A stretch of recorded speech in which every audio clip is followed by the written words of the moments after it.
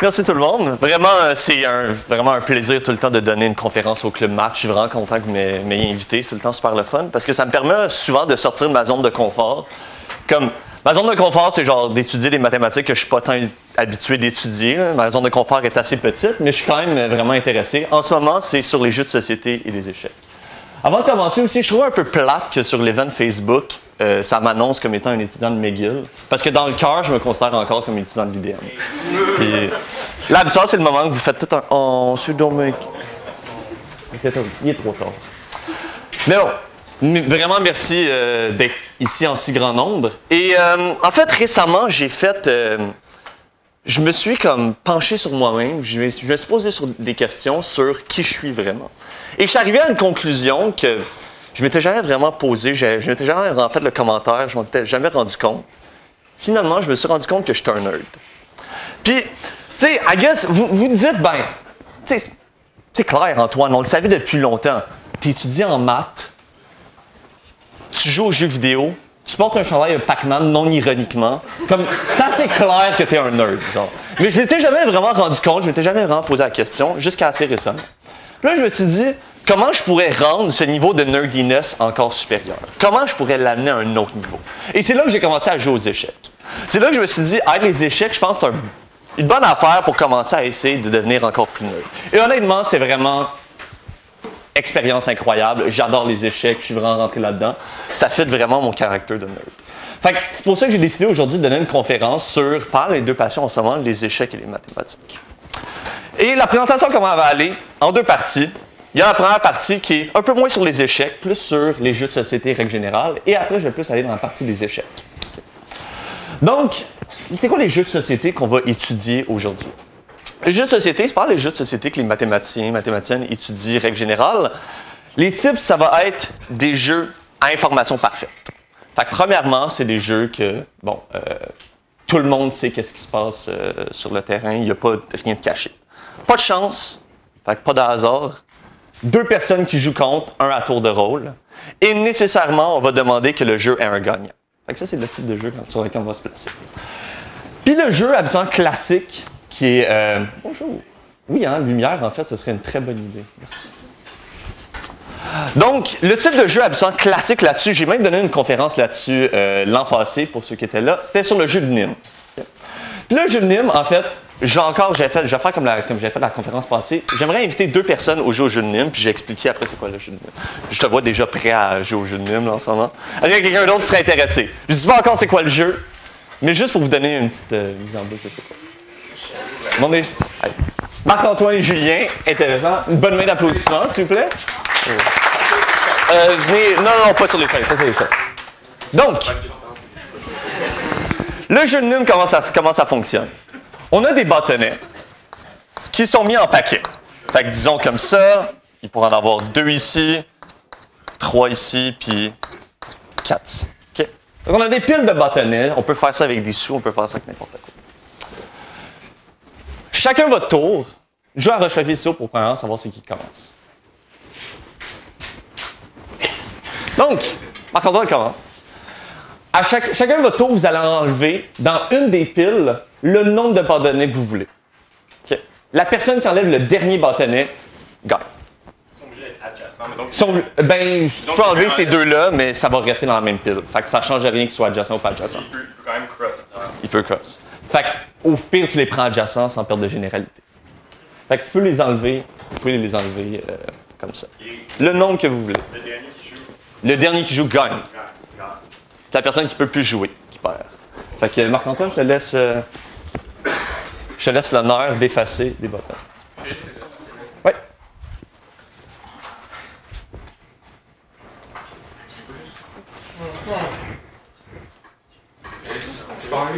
Le nombre que tu veux, dans une pile.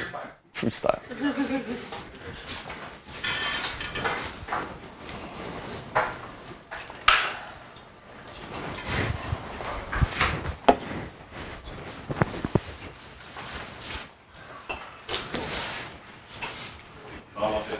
T'as un move. En ce moment, Marc-Antoine a seulement un unique move dans lequel il peut gagner.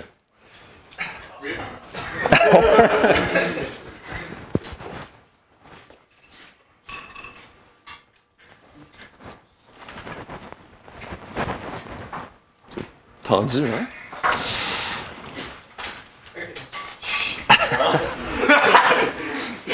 Allez, allez! On va mettre un chronomètre, là. Ah non, faut pas que j'enlève le dernier. Non, faut que t'enlèves le dernier. Ah, faut que j'enlève Faut que t'enlèves le dernier. Oh. Je sais pas si vous comprenez qu'est-ce qui se passe, mais là, ça a l'air... Ouais, c'est bon. Wait! Le blonde 2 des temps! Julien a gagné. Félicitations à Julien.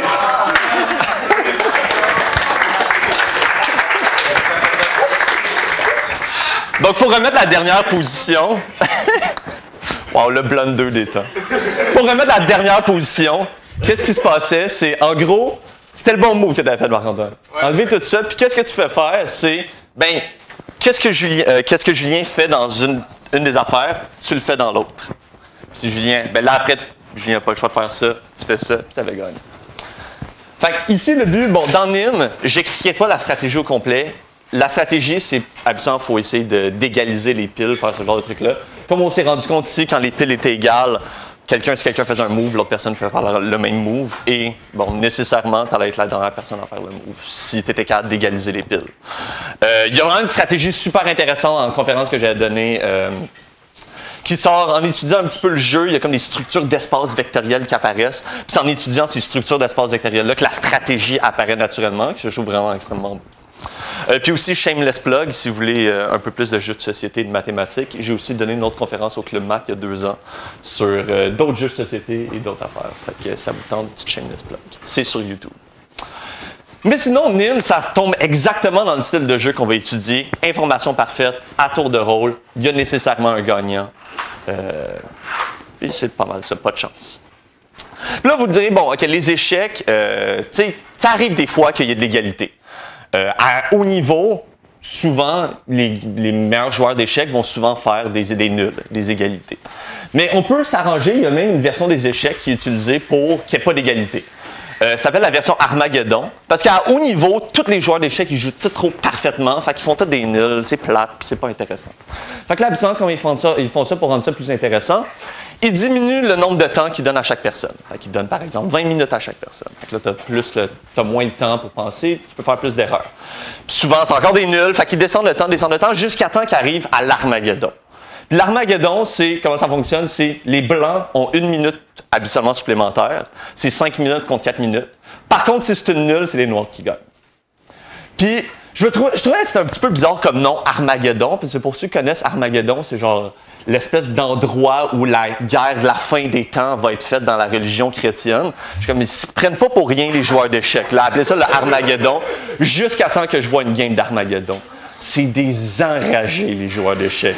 Parce que quand ils jouent des coups, ils n'ajoutent pas de temps. Fait que genre, s'il leur reste 10 secondes, il faut qu'ils jouent le plus rapidement possible. Les pièces revolent partout. C'est incroyable, OK? C'est vraiment dégueulasse. Honnêtement, tu sais, quand ils font des parties lentes, c'est comme, oh, félicitations, bonne partie, puis tout, sont tous cute, sont tout gentils. Quand ils jouent à Armageddon, c'est genre Georges Saint-Pierre contre Denise Bombardier qui a appris que son enfant avait un tatou. C'est enragé, là. Le monde est enragé en Armageddon. Fait qu'on peut s'arranger pour que les échecs n'aient pas de nul, en disant, ben s'il y a une nulle, on va dire que c'est les Noirs qui gagnent. Okay. Puis, en gros, dans le cas fini, je vais commencer pour les jeux de société finis. C'est un peu moins intéressant, mon but ça va être plus dans les cas infinis, parce qu'il y a un théorème qui nous dit pas mal tout qu'est-ce qu'on voudrait avoir. Théorème, tout jeu fini est déterminé. Qu'est-ce que je veux dire par déterminé? C'est que soit le premier joueur a une stratégie gagnante, soit le deuxième joueur a une stratégie gagnante. Okay? Fait qu'il y a nécessairement un des deux joueurs qui peut s'arranger pour forcer de gagner. Puis la preuve de ça n'est pas super compliqué, puis ça, c'est pour les jeux finis seulement. OK? Puis ça semble. Il y a plusieurs preuves de ça. Il y a des preuves informatiques. Par exemple, un jeu fini, c'est quoi? Ben, tu commences par exemple, on peut faire l'arbre des possibilités dans un jeu. On a un jeu, on regarde, bon, c'est quoi les coups qui peuvent être faits. Puis après, c'est quoi les coups qui peuvent être faits, c'est quoi les coups qui peuvent être faits. Seulement un nombre fini de coups qu'on peut faire, seulement un nombre fini de possibilités, puis on fait une espèce de backtracking sur l'arbre pour savoir c'est qui gagne. Habituellement, bon, le problème, c'est surtout de savoir qui a une stratégie gagnante, puis ça demande beaucoup de complexité de calcul. Au NIM, c'est plus facile de savoir ce qu'est la stratégie gagnante. Aux échecs, on ne le sait pas encore. On suppose que, on suppose que c'était nul, puis mais si les noirs gagnaient, c'était nul, on suppose que les noirs pourraient forcer nul. Mais tout jeu fini et déterminé, oui. La game pour le jouer, c'était qui le nouveau game aussi? Ça, je sais pas, ça dépend de la position initiale. Ouais. Si la position initiale, il y a un nombre pair de chaque multiple de 2, en tout cas, il y a une stratégie, ça dépend vraiment de la position initiale. Règle générale, la plupart des positions initiales, c'est la deuxième personne qui gagne. Non, la première personne qui gagne, désolé. C'est la première personne qui gagne dans la plupart des positions initiales. Vous avez fait tous des moves de marde, ça change rien. Ça change complètement rien dans ces cas-ci. Et tout jeu fini et déterminé. Puis sinon, une autre preuve de ça, c'est, disons, OK, que mon jeu, comment on peut voir un jeu? On peut le voir comme une série de coups, OK? Fait que joueur, disons A, fait le coup X1. Puis là, tu as le joueur B, fait le coup X2, puis après le coup X3, le coup X4, et ainsi de suite. Jusqu'à, bon, disons X2N, OK? Donc, disons que il y a seulement, chaque personne peut jouer N coups. Dans un jeu fini, le jeu finit à un certain N fixé. Fait que là, on peut voir le jeu comme étant un certain, bon, vecteur X1, X2. Ça va revenir plus loin dans la présentation. Puis c'est quoi avoir une stratégie gagnante? Avoir une stratégie gagnante, c'est juste dire que peu importe qu'est-ce que ton adversaire fait, tu as un coup pour le répliquer. Tu peux répliquer par un certain coup. Fait que par exemple, A a une stratégie gagnante, ça veut dire quoi? Ça veut dire que lui, il existe un certain coup, tel que peu importe qu'est-ce que B répond, il existe un autre coup, tel que peu importe qu'est-ce que B répond, il existe un autre coup, jusqu'à, bon, peu importe qu'est-ce que B fait à la fin, A gagne. Ouais, c'est ça avoir une stratégie gagnante. C'est peu importe ce que ton adversaire fait, moi j'ai tout le temps une contre-attaque. J'ai tout le temps un contre-coup qui va forcer de gagner. Puis, bon, aussi, je vais mentionner parce que je vais l'utiliser aussi assez souvent, je vais appeler E l'ensemble des jeux où A gagne.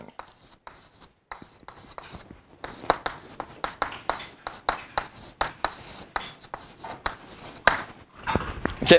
Fait que ici, ça veut dire quoi? A gagne, c'est que une espèce de vecteur est dans E. Donc, il est dans l'ensemble des jeux où A gagne. C'est quoi que B a une stratégie gagnante? C'est exactement la même chose. B a une stratégie gagnante, c'est seulement si, pour tout X1, peu importe qu'est-ce que A fait, B a une contre-attaque, telle que peu importe qu'est-ce que A fait, et ainsi de suite, jusqu'à il existe un dernier coup pour que B force le gagnant. Puis il faut que mon jeu ne soit pas dans E. Donc, ce soit pas un jeu où A gagne, c'est-à-dire un jeu où B gagne. Parce qu'il y a nécessairement une des deux personnes qui gagnent. C'est quoi un par rapport à l'autre? Ouais? L'un est la négation de l'autre en logique. Exactement. Un, c'est juste la négation de l'autre en logique. Quand on fait un non en avant, les il existe se transforment en pourtout, les pourtout en il existe, puis la condition ici est changée. Fait que qu'est-ce que le théorème, en gros, dit? Puis ça, c'est la loi de Morgan, ou de Morgan, mais je veux dire la loi de Morgan, parce que le bois, il s'appelle de Morgan. Mais la loi de Morgan fait juste dire, en gros, bon, c'est avec les ou et les et, mais aussi, on peut prouver avec les lois de Morgan que les pourtout se transforment en il existe en pourtout, et ainsi de suite. Fait qu'au final, c'est quoi dire que chacun des jeux est déterminé? Ben, un, c'est la négation de l'autre. Fait que si A n'a pas de stratégie gagnante, négation, B en a une.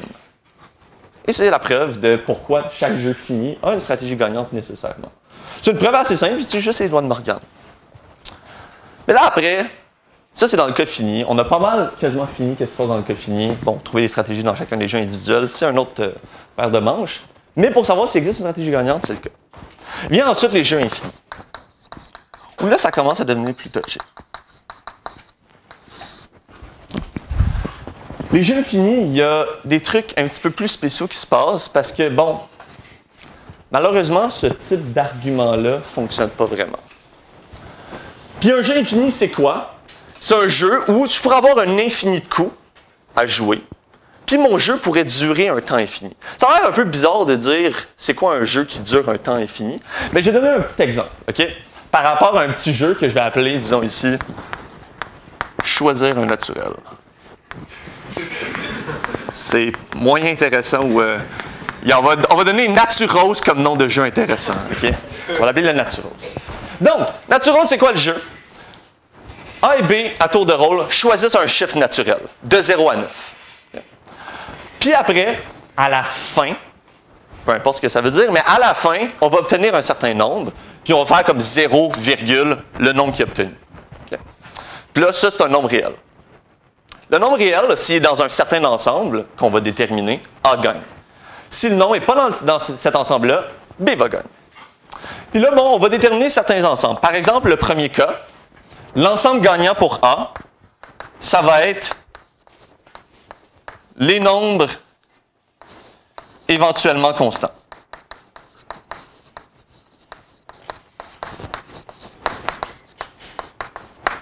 Okay. Donc, si on fait une suite de coups, on choisit un chiffre à chaque fois. Si le nombre au final, c'est un nombre qui est éventuellement constant, c'est-à-dire qui finit par que des 1 ou par que des 0, on va dire que A gagne. S'il n'est pas éventuellement constant, on va dire que B gagne. Dans ce cas-ci, c'est qui gagne? Qui a une stratégie gagnante? B. B a une stratégie gagnante parce qu'il peut juste dire, ben, je vais jouer 1-0, 1-0, 1-0, 1-0. Le nombre ne sera jamais éventuellement constant. Fait que même si ça a l'air un peu bizarre de dire, ben, tu sais, j'ai une suite infinie de coups qui est donnée, au final, il n'y aura jamais un chiffre éventuellement constant, un nombre éventuellement constant qui va être donné. Fait que ça a du sens de dire que B, ici, a une stratégie gagnante. Donc, B gagne.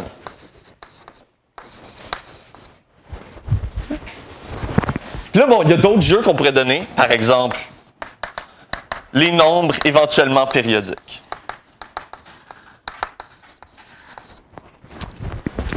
Pour relativement le même principe, B gagne aussi. B gagne parce qu'il peut juste dire, moi, je vais créer un nombre qui n'est pas périodique. J'ai joué 1, 1, 2, 1, 1, 2, 1, 1, 1, 2. Puis si lui, la suite qu'il joue est jamais périodique, ben le nombre au complet ne sera pas plus périodique. Fait que B gagne aussi.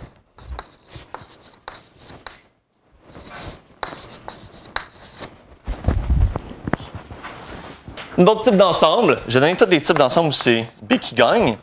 Mais ça va être les nombres universels. Un nombre universel, c'est un nombre qui contient tous les nombres. Donc, c'est un nombre que peu importe quel nombre, quel naturel que tu me donnes, 1, 3, 4, 5, 6, 7, ça se retrouve quelque part dans mon nombre. Là encore, B a une stratégie gagnante. Il peut juste jouer tout des zéros. Il joue que des zéros, puis l'élément 1, 1, le nombre 11, se retrouvera jamais dans le nombre. Fait que B a encore une stratégie gagnante.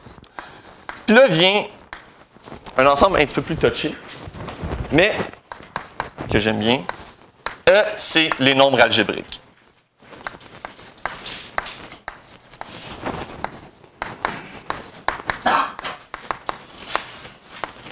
Donc, ils choisissent une suite de nombres A et B à tour de rôle. Puis si le 0, qu'est-ce qui est donné, est un nombre algébrique, algébrique c'est que c'est racine d'un polynôme à coefficient rationnel, alors A gagne. Si le nombre n'est pas algébrique, B gagne. Est-ce que c'est A ou B qui gagne? B. Pourquoi? Tu peux juste donner les digits de B. Oui, ouais, I guess, ça fonctionnerait. Il pourrait donner des digits de pi. J'ai pensé à ce genre de truc-là, puis j'ai l'impression que c'est un peu bizarre parce que, disons, computationnellement, I guess que comme tu peux pas calculer les digits de pi, mais oui, en effet, disons, pour les besoins de la cause, c'est vrai que jouer les digits de pi, si pi se retrouve là-dedans, ben, I guess que ce sera probablement pas algébrique. J'ai l'impression. Quoique je suis pas 100% sûr, mais j'ai l'impression que oui, ça devrait fonctionner. Sinon, il y a un argument encore, mais B gagne, en effet. Puis un argument que j'aime beaucoup, qui utilise en fait juste que les nombres algébriques sont un ensemble dénombrable.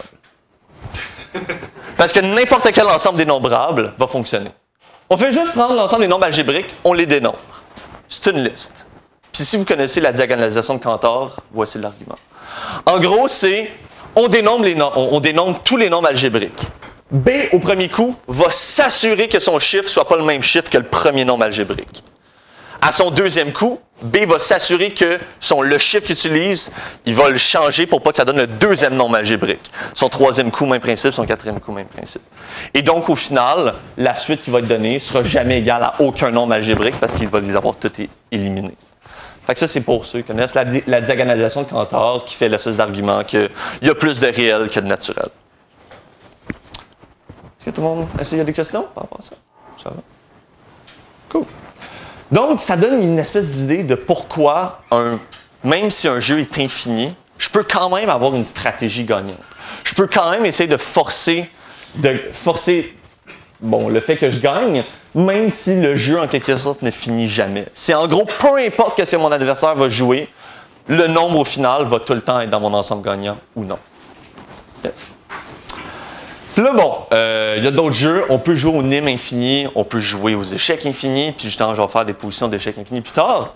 Mais il y a encore des théorèmes assez intéressants là-dessus. Oui? Y a-t-il un E qui fait qu'il n'y a pas de stratégie gagnante ni pour un niveau? J'y reviens. En effet, c'est pas clair. Est-ce qu'on ne sait pas encore si A a une stratégie nécessairement gagnante ou si B a nécessairement une stratégie gagnante? Rien ne nous dit ensemble. Dans le cas fini, on le savait que E, si on avait un ensemble E, nécessairement soit A peut forcer de gagner, soit B peut forcer de gagner. Dans le cas infini, c'est pas clair. Par contre, il y a certains théorèmes qui nous est donné. Le premier étant le théorème de Gale-Stewart, qui dit que tout jeu ouvert est déterminé.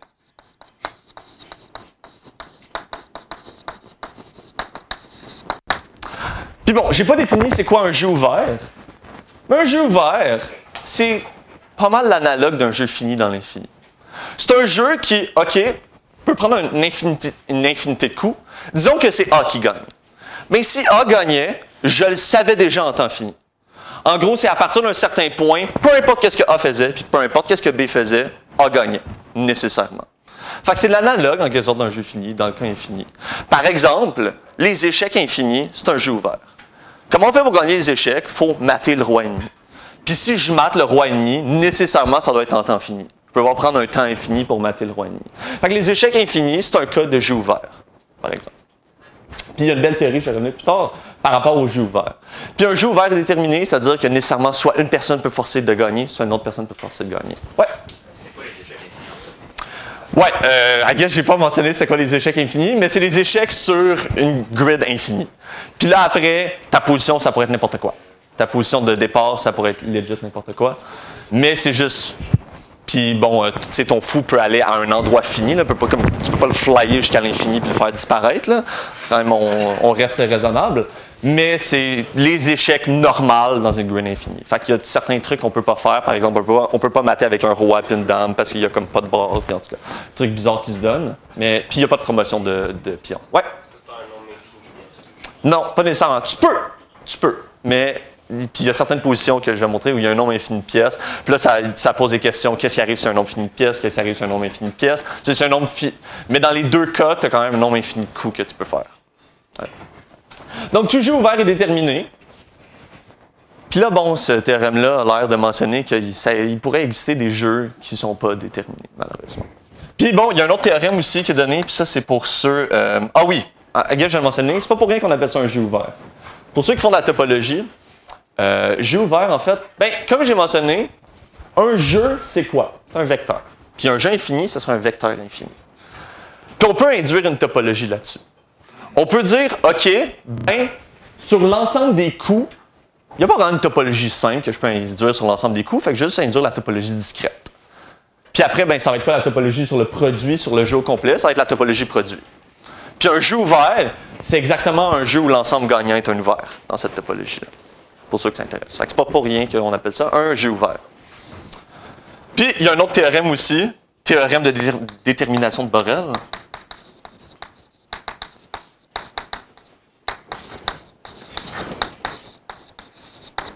Donc, tout jeu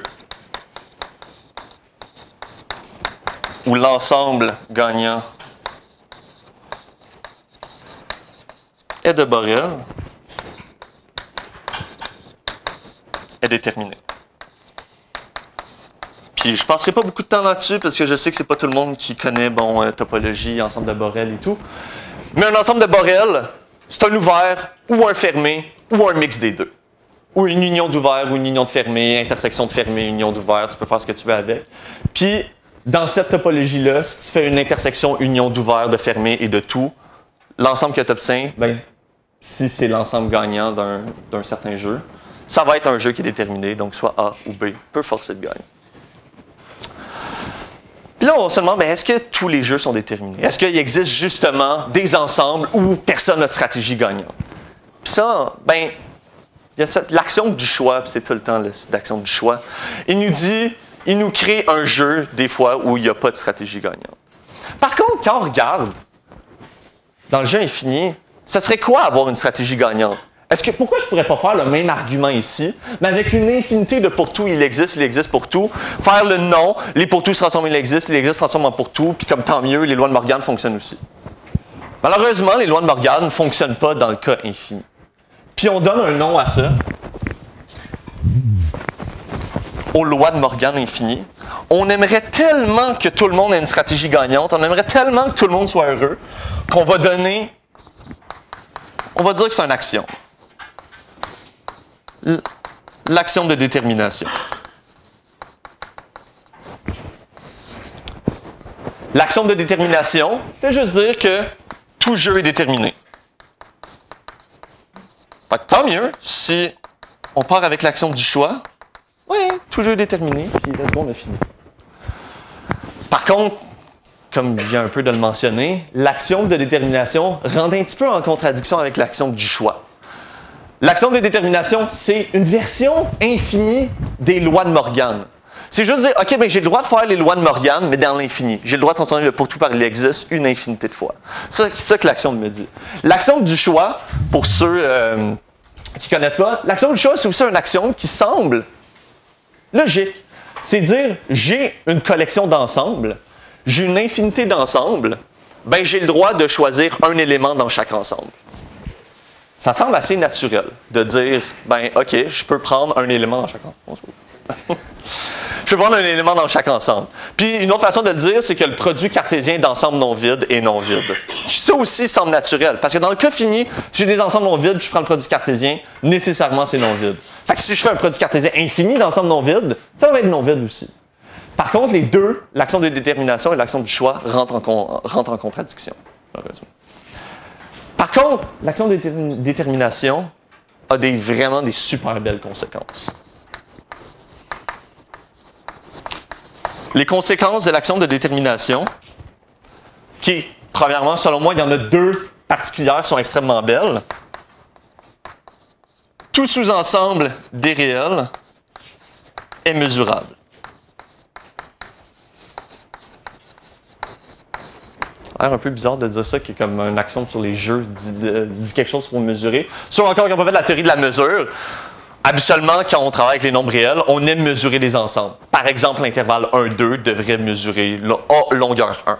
La théorie de la mesure, c'est une espèce de généralisation de c'est quoi la longueur dans tous les nombres réels. Puis, quand on a l'axiome du choix, il y a des constructions extrêmement laides puis pas naturelles qui créent des ensembles qui n'ont pas de mesure. Créer des ensembles qui disent, cet ensemble-là, je ne peux pas lui donner de mesure, c'est pas clair. C'est des constructions vraiment assez retard. Tandis qu'avec l'action de détermination, ça ne donne pas ça. Tous les sous-ensembles sont tous mesurables, fait que j'ai une théorie de la mesure quasiment parfaite. J'ai l'hypothèse du continu. Ça aussi, ou en fait, une version de l'hypothèse du continu. L'hypothèse du continu, c'est pas mal l'hypothèse, c'est quoi? C'est le truc qui a un petit peu fait mourir Cantor, je crois, parce que ça l'a un peu rendu fou, qui dit qu'il n'y a pas de cardinalité entre les naturels et les nombres réels. Tu as les nombres naturels, tu as les nombres réels qui sont une infinité plus gros. Il n'y a pas d'infinité entre les deux. Donc, c'est directement des naturels vers les réels. Puis, l'hypothèse du continu dit ça. Par contre, ceux qui connaissent, ça ne veut pas dire qu'à LF0 égale à LF1. Parce que dans l'action de détermination, ça se pourrait qu'il y ait des cardinalités qui branch off, puis qu'il y a des trucs un petit peu plus space qui se passent. Par contre, ça implique tout l'ensemble des réels et des mesurables. L'hypothèse du continu, d'autres trucs, Ouais, l'axiome du choix dénombrable.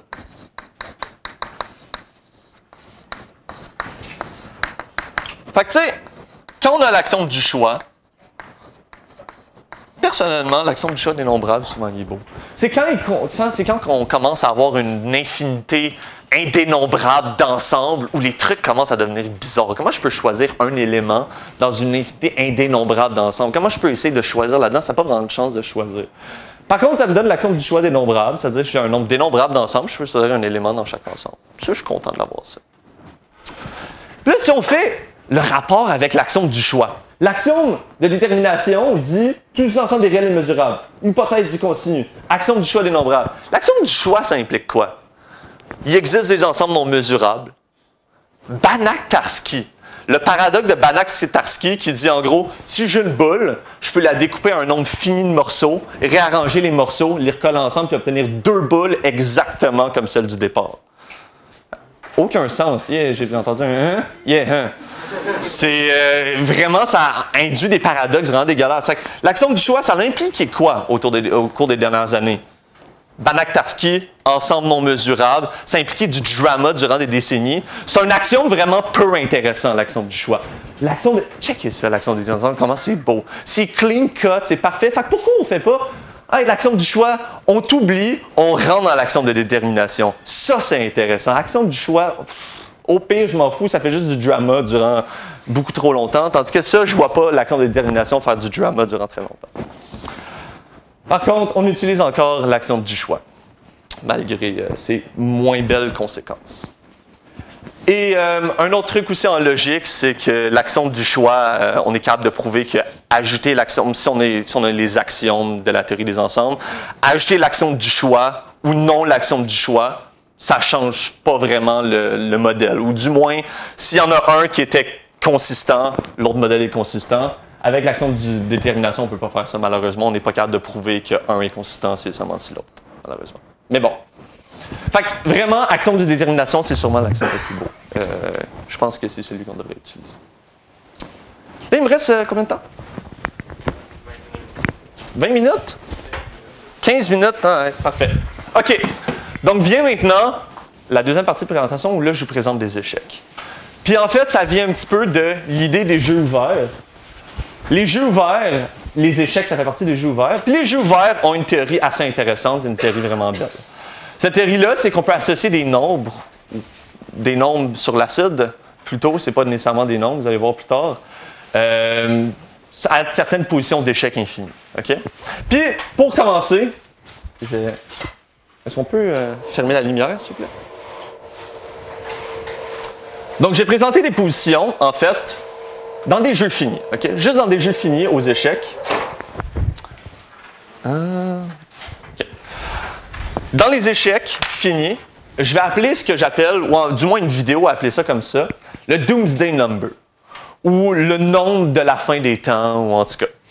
Puis le nombre de la fin des temps, c'est vraiment cute. Le nombre de la fin des temps, c'est le nombre de coups que ça va prendre pour, dans ce cas-ci, ça va être le joueur blanc, pour gagner la partie. OK?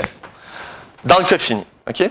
Dans ce cas-ci, peut-être qu'ils l'ont déjà remarqué, ça prend juste un coup au blanc pour gagner, si c'est au coup autour des blancs. Les blancs font juste blast offensif, échec et mat. Comme ça. La dame est protégée par la tour, le roi peut aller nulle part, échec et mat. Fait que là, on va dire que dans cette position-là, dans la position d'avant, dans cette position-là, le Doomsday Number, ou le nombre associé à cette position-là, c'est 1. Parce qu'en un coup, blanc peut gagner.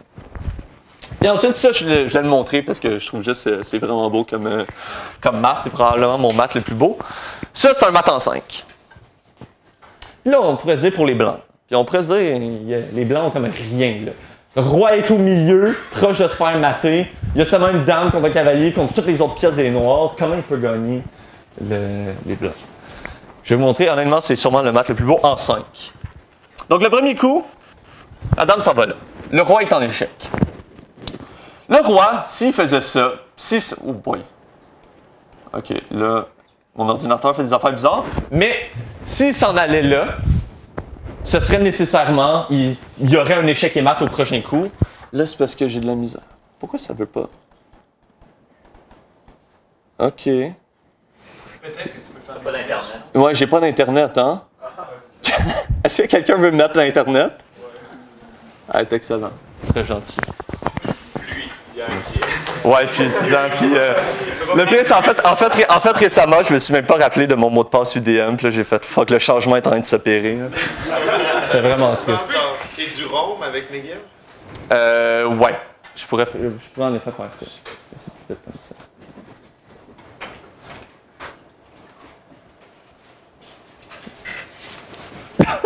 Ça ne fonctionne pas. OK, en gros, peu importe, je vais commencer puis je vais expliquer plus tard. Donc, j'ai la dame qui arrive là. Si le roi allait dans cette position-là, la dame pourrait aller dans cette position-là, il serait échec et mat directement. OK? Donc, le roi, nécessairement, va aller en H8. Est-ce que là, c'est correct? Yes! OK. Fait que le roi s'en va en H8 ici. Parce que, bon, comme j'ai mentionné, si le roi s'en allait là, ça c'est échec et mat. OK. Donc le roi va décider d'aller là. Le cavalier est comme, petit check. OK.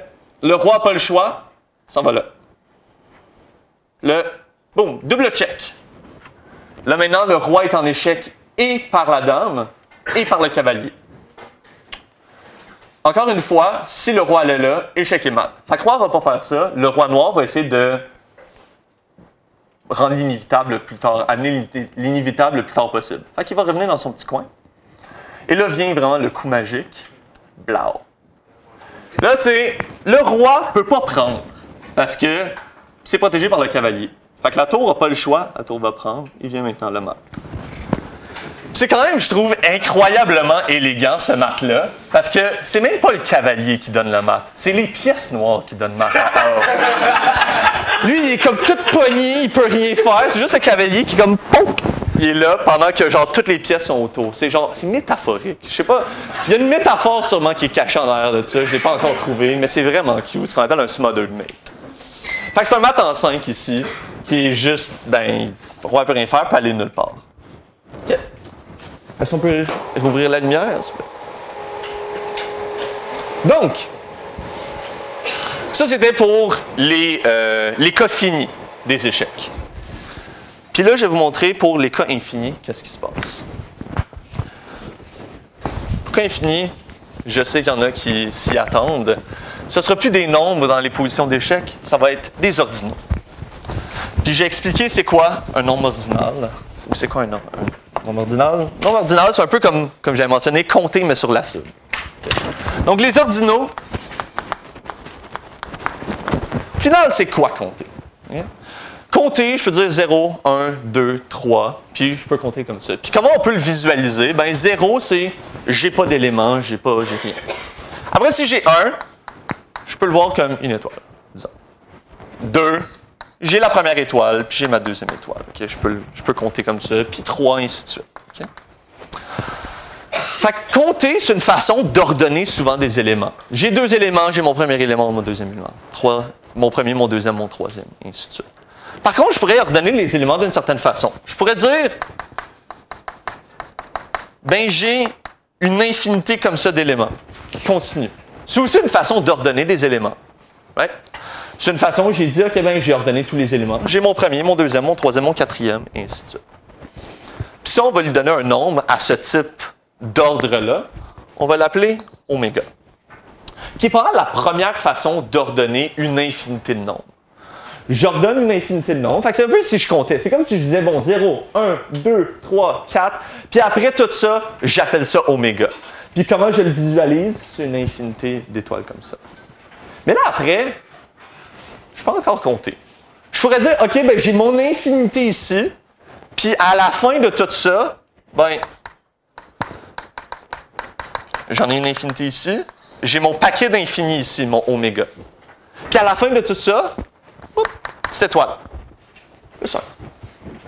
C'est un autre type, c'est un type différent que ça. Ça, j'avais une infinité d'éléments, mais il n'y avait pas d'élément maximal. J'avais pas un élément qui était plus grand que tous les autres. Right? dès qu'il y avait un élément, il y en avait un plus 1 qui était plus grand. Celui-là, il existe un élément qui est plus grand que les autres. Cette petite étoile-là. Fait que c'est deux types d'ordres différents. Puis cet ordre-là, je vais l'appeler oméga plus 1.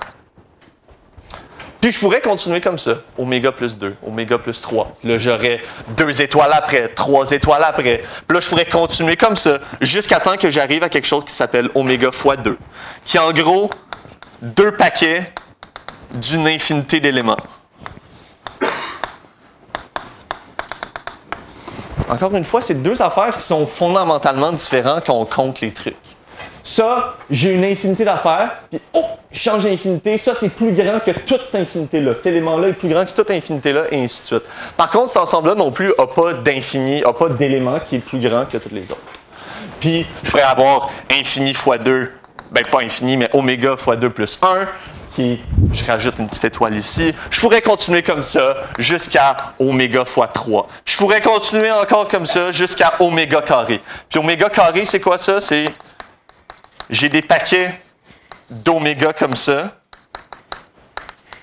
Puis le nombre de paquets, j'en ai oméga. OK? C'est une autre façon de compter aussi. C'est une façon où j'ai ordonné des éléments, puis de dire, OK, ben ça c'est mon premier, ça c'est mon deuxième, ça c'est mon troisième. Puis après, il y a celui-là, il y a un autre paquet. Puis cette espèce de façon de compter-là, je vais appeler ça oméga carré. Puis on pourrait continuer oméga à la 3, oméga à la 4, oméga à la oméga. Là, ça commence à devenir incroyablement fucké. Là, dans la théorie des ordinaux, ça commence à devenir vraiment, vraiment bizarre. Puis là, tu as oméga à la oméga à la oméga à la oméga. Puis là, tu as une tour oméga de oméga. Puis là, ça commence. Puis après, à un moment donné, on ne veut plus, fait qu'on leur donne des noms. On appelle ça epsilon 0. Ou on appelle ça oméga 1 parce qu'on ne peut plus vraiment les calculer. Mais c'est des façons de compter. Right? Oméga carré, c'est quoi? C'est comme compter à... Tu sais, j'avais vu ça dans une vidéo YouTube. C'est un peu comme compter à 100. Comment tu fais pour compter à 100? Je compte par paquet de 10. Je dis, OK, ben j'ai de 0 à 9. Puis après, je fais de 10 à 19. Puis après, je fais de 20 à 29. L'oméga carré, c'est quoi? Ben j'ai mon oméga ici. J'ai ma partie oméga. Puis là, je compte encore une autre fois. Puis là, je compte encore une autre fois. Puis je compte ça oméga fois. Et donc, j'ai oméga carré. Donc, c'est juste une autre façon d'ordonner des affaires et de compter. Puis il y a des trucs un peu bizarres avec les ordinaux. Par exemple, oméga fois 2, c'est pas égal à 2 fois oméga. La multiplication n'est pas commutative. Parce que qu'est-ce qu'on entend souvent par oméga fois 2? Ou en fait, 2 fois oméga. Qu'est-ce qu'on entend par ça? C'est des paquets de 2. Puis j'en ai oméga paquet de 2. OK? 2 fois oméga, souvent quand on va faire la multiplication, c'est ça qu'on voulait dire. Ou règle générale dans la multiplication, règle générale, 2 fois oméga. I guess en français, ça fonctionne moins, mais 2 fois oméga, ça va être... J'ai oméga paquet de 2. Puis ça, c'est quoi? C'est comme si j'avais juste oméga élément. J'ai pas de nombre, j'ai pas d'élément maximal. C'est exactement le même dessin que le dessin de oméga. Fait que 2 fois oméga, on va appeler ça... Ça va être oméga au final. Par contre, oméga fois 2, c'est vraiment différent. Parce que là, j'ai vraiment 2 paquets distincts de oméga. Tandis que là, on dirait juste une suite infinie d'éléments. Même principe par 1 plus oméga. L'addition n'est pas commutative. Parce que 1 plus oméga, c'est comme si j'avais une étoile ici, plus une infinité d'étoiles ici. Oméga étoile. Ça aussi, c'est exactement le même type que juste si j'avais dit, ben ça c'est mon premier, mon deuxième, mon troisième, mon quatrième. C'est exactement le même type qu'oméga. Donc, 1 plus oméga, c'est oméga. Donc, il y a des trucs bizarres avec l'addition. L'addition n'est pas commutative, la multiplication n'est pas commutative. Par contre, ça nous permet de compter des trucs. Et comment on va appliquer ça dans les jeux ouverts, ou plus précisément dans le jeu d'échecs?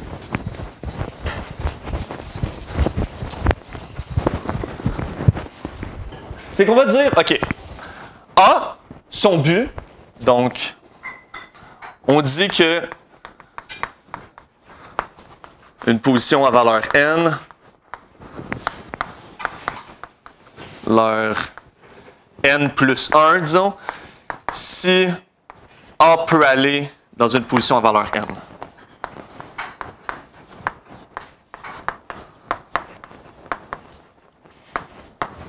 Okay? Ça, c'est disons dans le cas fini. Dans le cas infini, ça va être le même principe aussi. Donc, si disons A, son but, ça va être de baisser le nombre. Comme j'avais dit, A, en fait, le nombre, ça représente quoi? C'est le nombre de coups avant d'arriver à un mat. Fait que A, ou en fait les blancs, son but, ça va être de baisser le plus possible. Donc, s'il est dans une position à valeur n plus 1, ça veut dire qu'en un coup, il peut arriver dans une position à valeur n. Donc, prochain coup, il va lui rester n coups à faire avant d'arriver à mat. Parce que là, il lui restait n plus 1 coup. Okay? Et B, si c'est à B de jouer, ou au noir,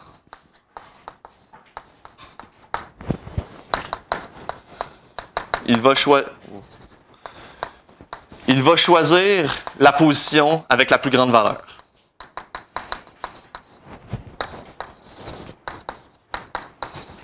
Lui, son but, c'est de retarder l'inévitable. Il va se faire mater, probablement, mais il veut le faire le plus tard possible. Donc, son but, c'est, il regarde l'ensemble des positions qui s'offrent à lui. C'est laquelle qui me permet de me faire mater le plus loin possible. Il va la choisir. Il va prendre la plus grande valeur. Là, il y a certaines positions que vous allez voir qui donnent des valeurs un petit peu spéciales là-dessus dans les échecs infinis. Donc, lumière, s'il vous plaît. Donc, vient maintenant des positions d'échecs infinis.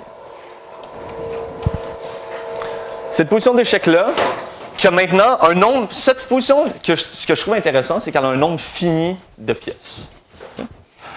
Si noir fait un move qui n'est pas intéressant, puis là, on remarque qu'il n'y a pas de droit-blanc, mais au pire, on s'en fout un peu. Là. Il pourrait être genre caché ici, puis ça ne change pas grand-chose.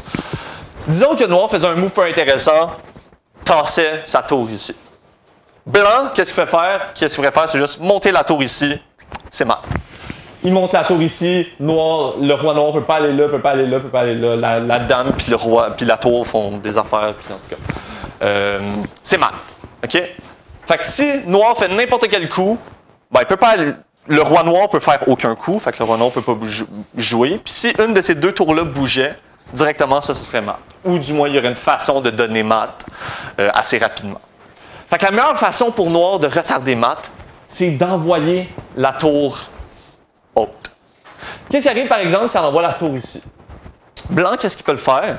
C'est, ils font check ici. Le roi noir n'a pas le choix de monter. Puis après, la dame, elle monte ici, check. Puis là, le roi noir doit monter. Puis la tour fait la même chose, check. Puis là, après, le roi noir doit monter, check, check. Puis là, il monte comme ça, comme une espèce de rouleau à pâte. Ça fait juste monter comme ça le plus haut possible, jusqu'à temps que le roi noir touche sa tour. Puis là, ben, il ne peut plus monter, échec et mat. Okay. Donc, cette position-là a valeur quoi? Tu sais, noir pourrait décider de monter là. Là, il se ferait mater en, disons, 6-7 coups. Là, il dit, ben OK, j'ai encore essayé de retarder ça. Je peux le monter encore plus haut. Ou je peux le monter encore plus haut. Puis on se rend compte que ça va quand même prendre un temps fini avant qu'il se fasse mater. Mais il peut choisir dans combien de coups il va se faire mater. Fait qu'on dit que cette position-là a valeur oméga. Parce qu'en gros, il peut soit se faire mater en un coup, soit en 2, soit en 3, soit en 4, soit ainsi de suite. Fait qu'il va prendre la plus grande valeur entre 1, 2, 3, 4, 5, puis tous les naturels. Puis la valeur qui est au-dessus de tous les naturels, c'est oméga. Donc, c'est pour ça qu'on dit que ça, sa valeur oméga. Même si le jeu va prendre un temps fini, ça prend quand même, on dit quand même que ça a la valeur oméga. Fait que ça, je trouve que c'est une bonne affaire. Il y a une autre position aussi à valeur oméga, qui est celle-là, qui a un peu le même principe. Yeah. Là, ça commence à devenir tricky, là, les positions. Vous allez voir, on dirait Game of Life de John Conway. J'aime vraiment ça. Mais l'idée, c'est, encore une fois, si noir fait rien, blanc prend la tour, monte ça, la tour va monter, échec et mat. OK? Fait que qu'est-ce que noir va faire pour retarder l'inévitable? Va amener la tour incroyablement loin. Va amener la tour, disons, à 100 000 coups plus haut. Puis là, un des pions, là, on remarque qu'il y a comme des pions jusqu'à l'infini comme ça qui montent jusqu'à l'infini, puis la tour peut monter incroyablement haut.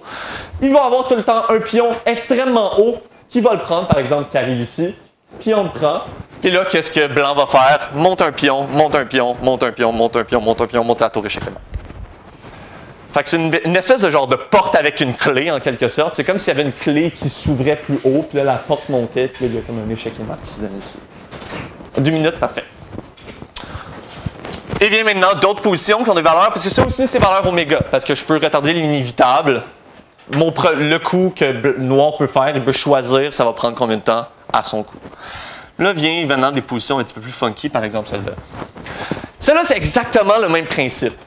Noir va monter aussi haut qu'il peut pour retarder l'inévitable, va se faire prendre, va monter des affaires. Par contre, entre-temps, qu'est-ce que noir peut faire? Il peut amener la tour vraiment très loin ici. Puis là, OK, disons qu'il a commencé à amener la tour vraiment loin. Blanc a attrapé la tour avec un des pions. Comme le classique ici, il attrape un pion. Lui, son but, ça va être de monter les pions pour amener les cavaliers puis mettre mat, tandis que le roi ici. Un peu comme dans l'autre exemple. Par contre, entre-temps, entre chaque mouvement de pion, qu'est-ce que noir peut faire? Peut choisir d'amener la tour extrêmement loin, puis après, ben, quand blanc monte un pion, check. Là, blanc ne veut pas se faire check jusqu'à l'infini. Fait que lui, son but, ça va être d'essayer d'aller chasser la tour. Donc là, il va aller dans la direction de la tour. Puis là, noir va check. Puis là, monte ici. Puis là, check, check, check, check, check. Fait qu'il peut décider, à chaque mouvement de pion, il peut décider de prendre la tour, de l'amener incroyablement loin, puis faire une espèce de check, check, check, check, check, check, check. Fait qu'il peut faire une infinité de fois, en quelque sorte. Puis bon, quand le roi blanc va arriver proche de la tour, disons que là, c'était bon, check ici, le roi blanc va arriver là, la tour noire n'a plus de check intéressant qu'il peut faire. Fait que là, qu'est-ce qu'il va faire? Il va repasser sa tour incroyablement loin. Puis là, quand il va lancer sa tour incroyablement loin, blanc va pouvoir faire « Ah, pion! » Puis là, ça continue de même, comme ça, jusqu'à temps que finalement ça gagne. Fait que ça prend encore un temps fini. Par contre, il y a comme une infinité de fois où noir peut choisir à quel point ça va prendre incroyablement longtemps. Fait qu'on va dire que cette position-là, valeur oméga carré. Parce que c'est comme une infinité de coups, une infinité de fois, même si ça se finit encore en temps fini. Pour ceux qui connaissent les ordinaux, ça revient à dire qu'il y a une suite descendante d'ordinaux. Une suite descendante d'ordinaux est nécessairement finie. Ouais. Pourquoi c'est pas oméga exposé à oméga? Parce que c'est un paquet oméga fois. Je sais pas trop comment... C'est pour ça que ça donne l'impression que vu qu'on avait oméga mouvement de pion, puis à chaque mouvement de pion, il y a oméga mouvement de tour. C'est oméga carré. Fait que t'as oméga fois, oméga carré. Puis là, t'as d'autres valeurs, par exemple celle-là, qui était sur celle de l'événement. Le fou peut choisir d'aller incroyablement loin. Puis où est-ce qu'il va? Il se fait prendre, il ouvre une porte. Puis là, en tout cas, ça hache. Puis là, en tout cas, c'est comme s'il y avait une infinité de trucs de tours comme ça. Fait que là, il peut choisir, t'as comme le premier infini qui choisit le nombre de portes que ça va devoir ouvrir. Il y a encore le truc avec la tour ici qui fait check, check, check, check, check. Puis il y a le nombre des pions encore ici. Fait que ça, c'est une valeur à oméga à la 3. Parce qu'il y a oméga fois, genre. Fait que ça, c'est une valeur à oméga à la 3. Et vient maintenant l'affaire la plus fuckée possible. Ça, là. Ça, là. On dirait Game of Life de John Conway, là. Je mentais pas, là. On dirait que ça ressemble exactement à ça. Puis ça a la valeur oméga à la 4. Je sais pas pourquoi, j'ai même pas voulu savoir c'est quoi. Je pense qu'il y a un article complet qui est dédié à ça. Par contre, c'est une conjecture de savoir est-ce que tous les ordinaux dénombrables, parce que c'est des jeux dénombrables, est-ce que tous les ordinaux dénombrables peuvent être réalisés en tant que position d'échec, finie ou infinie? Puis ça, c'est encore une conjecture. Par contre, ça a été prouvé que tous les ordinaux dénombrables peuvent être réalisés comme valeur d'échiquier en 3D. D'échec en 3D, si tu joues aux échecs, même principe en 3D, n'importe quel ordinal, c'est une valeur, ou en fait le suprêmum des ordinaux qui sont réalisables. C'est le premier ordinaux indénombrable. Fait que c'est pas mal le cas en faisant la recherche qui est faite là-dessus. Puis je pense que oméga à la 4, c'est la plus grande valeur qu'on a en échec en 2D. Fait qu'on n'est pas proche d'aller dans quelque chose de très grand. Mais c'est pas mal ça. Merci de m'avoir écouté.